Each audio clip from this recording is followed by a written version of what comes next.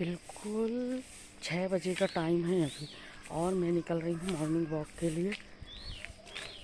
और पहले निकलना था मुझे पर नहीं निकली मैं।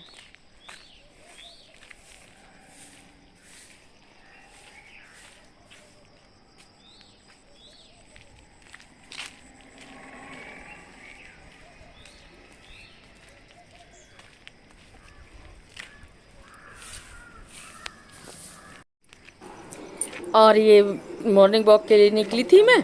ज़्यादा दूर तो जाती नहीं हूँ, पास में ही जाती हूँ। तो ये बहन जी मेरे को मिल गई थी, आंगन में झाड़ू लगा रही थी। तो हम खड़े होके वहीं बात करने लगे। कोई मिल जाता है तो सुबह का टाइम ऐसा रहता है कि थोड़ी देर खड़े हो जाओ, बात कर लो। और ज़्यादा आगे नहीं जाती हूँ मैं, क्योंकि मुझे थकान होने लगती है। तो पास ही से मैं जा करके करीब 100-400 कदम तो हो ही जाए करके ये सोच के निकलती हूँ मैं।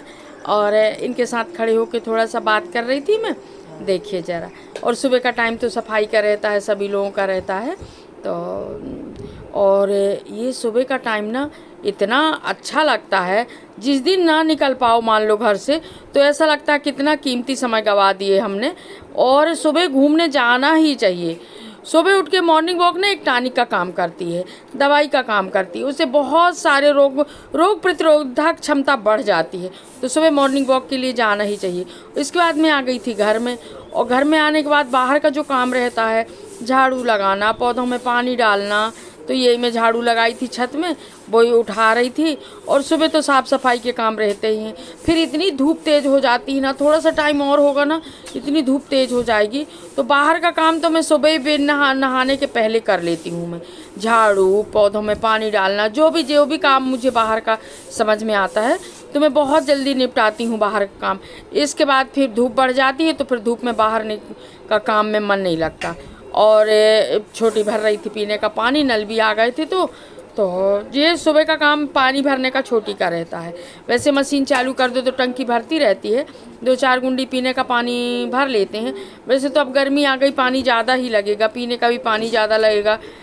पानी गर्मी में ज़्यादा ख़त्म होता है, नहीं तो वैसे हमें ना कम पानी लगता है, पर गर्मी में थोड़ा सा ज़्यादा ही पानी लगता है सभी लोगों को। और ये मैं पौधे में डालने के लिए पानी ले रही थी।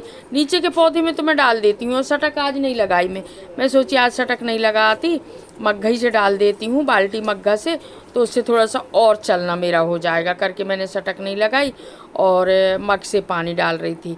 और ये झंडा को मेरे को ठीक करना है। अभी बहुत हवा चली ना तेज़ ना, इसके कारण ना ये झंडा की जो लकड़ी है ना तो वो झुक गई है। अब ये इसको मुझे ठीक करना है, वो मेरे से हो नहीं रहा था ठीक। इतने जम से ये लकड़ी बंधी थी ना झंडे की ना, ये खिसक ही नहीं रही थी। मैं ठीक करने की कोशिश की उसको, पर करवाऊँगी ठीक इनसे। और पौधों में पानी डाल रही थी मैं, सब पौधों में मग से डाल रही थी।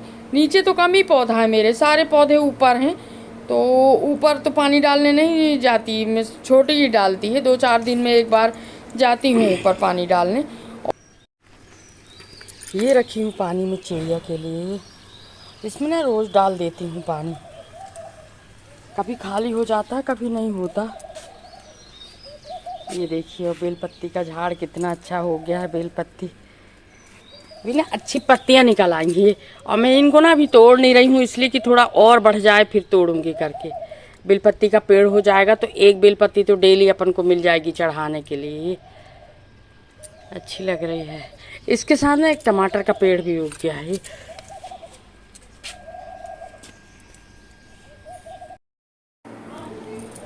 और ना इस सकोरे में पानी में बाहरों महीना रखा रहता है, ये उसमें डाल, जब ख़त्म होता है जब डाल देती हूँ। और बेलपत्ती का पेड़ मेरा बहुत अच्छा हो गया है, पर अभी तोड़ने लायक तो नहीं है। कुछ 2-4-10 पत्तियाँ और एक्स्ट्रा हो जाएं फिर तोड़ूंगी, पर अच्छी बड़ी बड़ी पत्तियाँ हो गई हैं इसमें।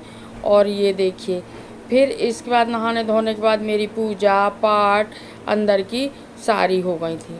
बाहर का काम करके आई, फिर मैंने स्नान किया, और स्नान के बाद फिर पूजा पाठ, फिर बाहर शंकर जी की पूजा, नीचे की पूजा और अंदर की पूजा। ये फिर मेरा ये 8, साढ़े 8, 9 बजे तक यही सब चलता रहता है। ये करी, इसके बाद मुझे बीनना था गेहूँ साफ़ करना था, क्योंकि आटा ख़त्म हो चला था। तो मैं बैठ गई थी गेहूँ साफ़ करने के लिए। गेहूँ फटक रही थी अंदर पोर्च में ही, क्योंकि बाहर छत में तो बहुत धूप थी, वहाँ बैठना बड़ा मुश्किल हो रहा था। तो मैं अंदर ही पोर्च में ही कर रही थी। और अनिरुद्धाचार्य की पुराण तो 8 बजे शुरू हो जाती है और 8 बजे से लग ही जाती है। किचन का भी अभी कुछ काम नहीं हुआ है, थोड़ा मोड़ा काम हुआ है। वैसे मैं अभी इस समय किचन से फुर्सत हूँ, खाने वाने में मुझे ज़्यादा वो नहीं होती। और इसके बाद करीब ये 5 बजे का टाइम था, जब आज ना हल्दी कूटने की जो रस्म है ना वो होती है। तो फिर मैं आ गई थी देवरानी के घर। यहाँ हल्दी कूटने की रस्म थी आज, तो उसी रस्म के लिए आए थे। हम सभी लोग आए थे, सभी देवरानी जेठानी। वैसे हमारा परिवार तो बहुत बड़ा है, पर सभी लोग और कम लोग आए थे, 2 4 6 ही लोग आए थे हम लोग।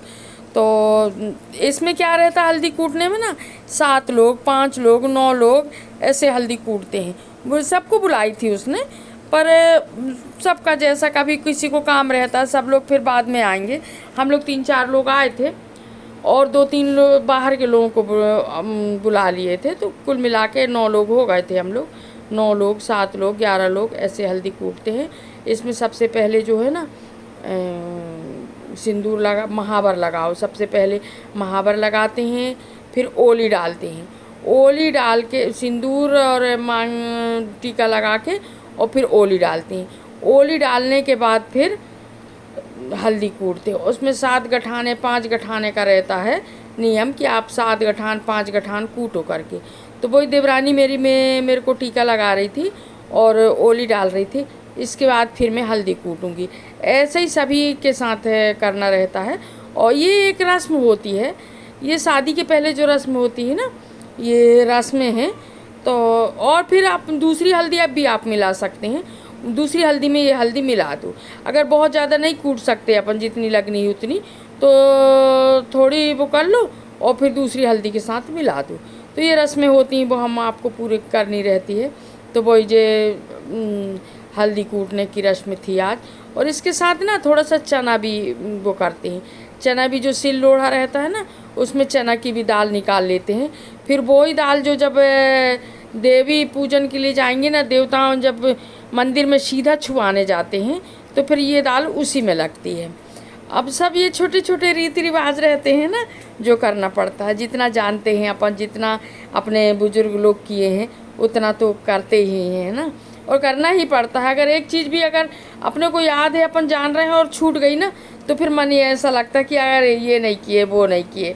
और अभी आप लोग सभी लोगों को पूरी शादी दिखाऊंगी मैं, जैसे जैसे कार्यक्रम होते जाएंगे वैसे मैं आपको दिखाती जाऊंगी।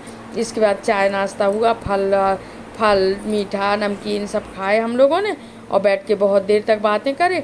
और फिर और भी जो लोगों को बुलाई थी वो थोड़ा सा लेट आए थे, तो फिर उनको फिर से महावर लगा करके, ओली डाल के, सिंदूर टीका लगा करके, और फिर वो भी हल्दी को चल रही थी।